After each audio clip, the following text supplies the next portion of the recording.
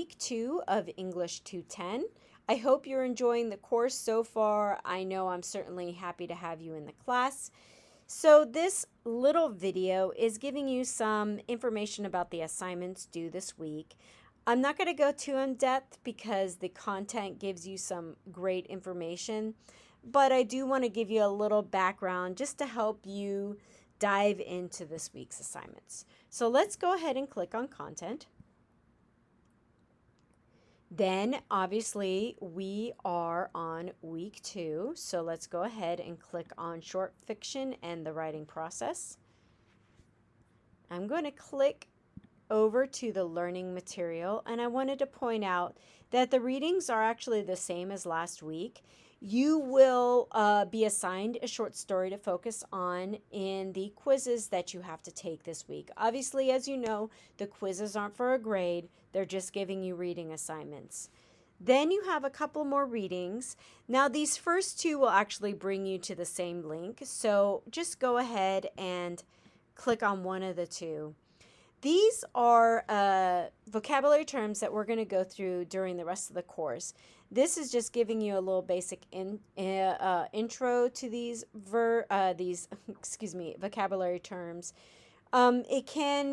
It probably will seem a little confusing actually at first, but I did want to introduce them to you because I want you to use this particular critical theory style to interpret your short story this week.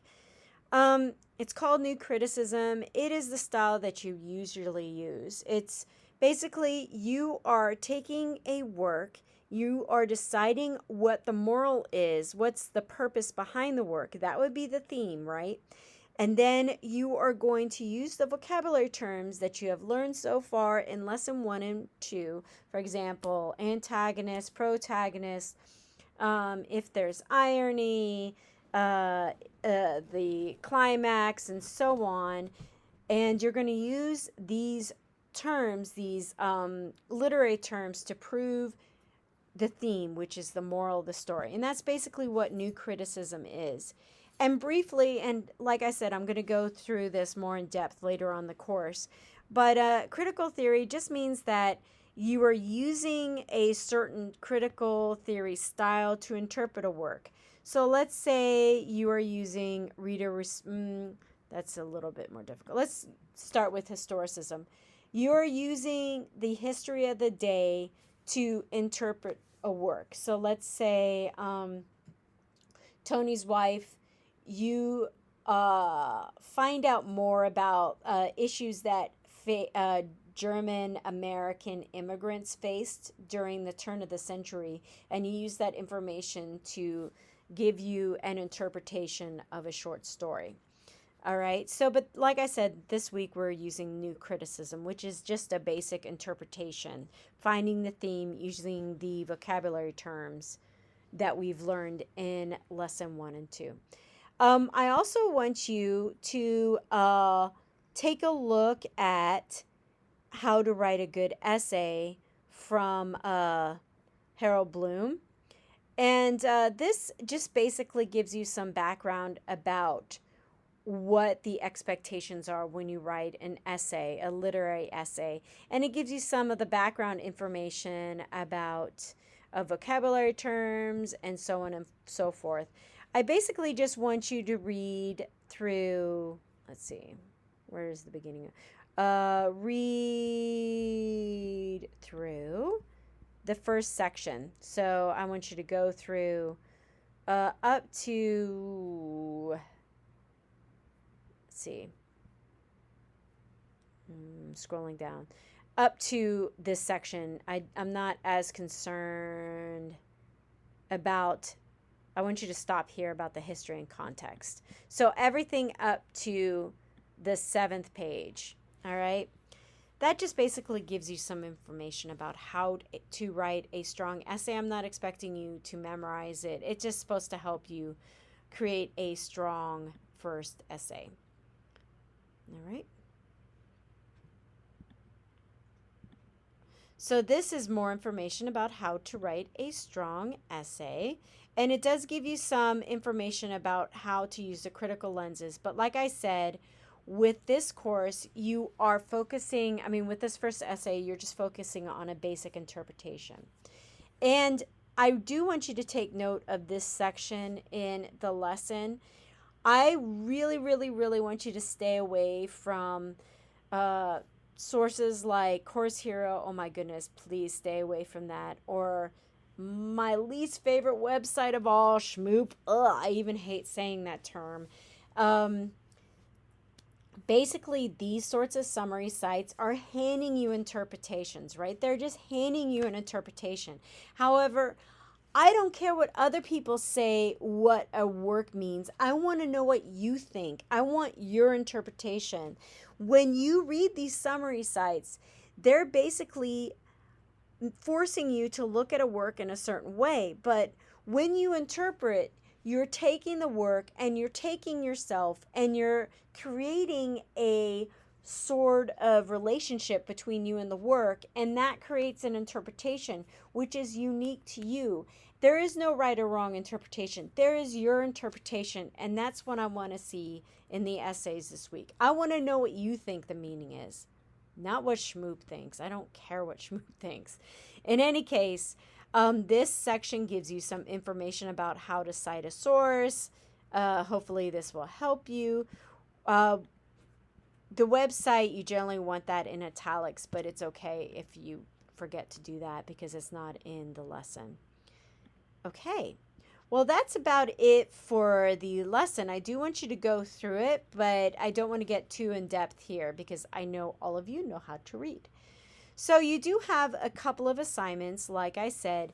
The first, obviously, is the essay. The second one is a classroom project. And I know it seems a little strange, but here's what I want you to do.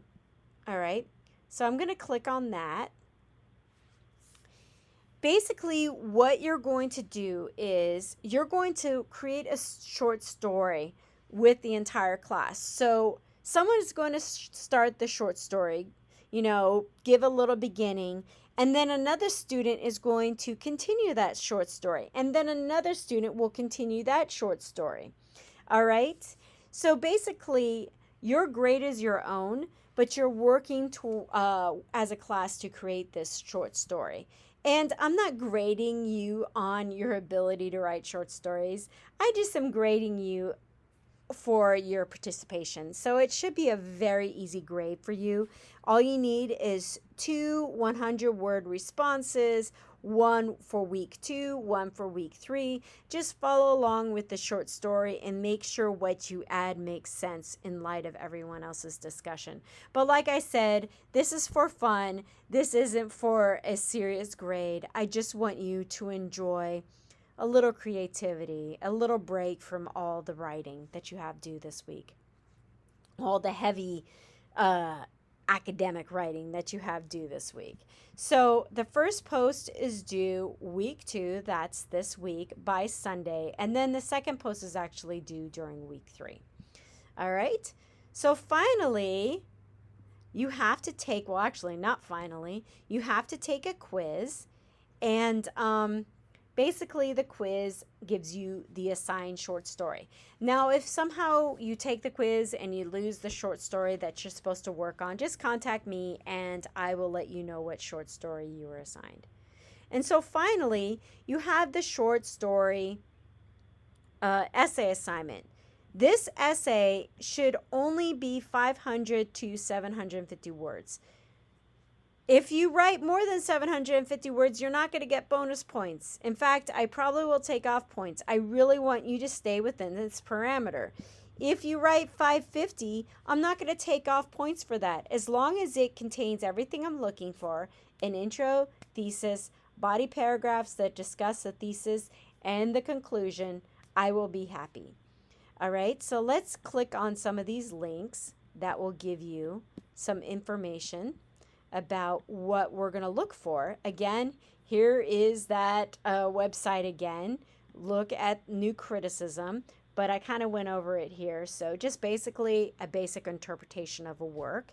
And then here are the elements of fiction that you can use to prove your point about the theme. The theme is this, the point about a topic. So some of you wrote last week, for example, let's say Tony's wife is about feminism. Well, that's not a theme. That's just a topic, right? What point is the author making about feminism? The point is that, let's say, women during this time period, the short story shows how the rights of women are very limited during this time period, or something like that. That would be more about what a theme is, the point about a topic. So you can use these vocabulary terms to help you prove the theme, the moral of the story.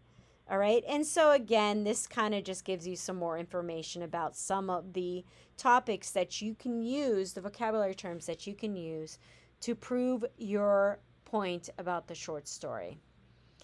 All right. That's enough for this lesson. This was very informal. I do hope I helped you a little bit.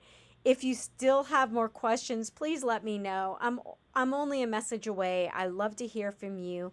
And I hope all of you have a great week. I can't wait to read your contributions to the short story forum and your essays as well. Take care, and I'll talk to you soon.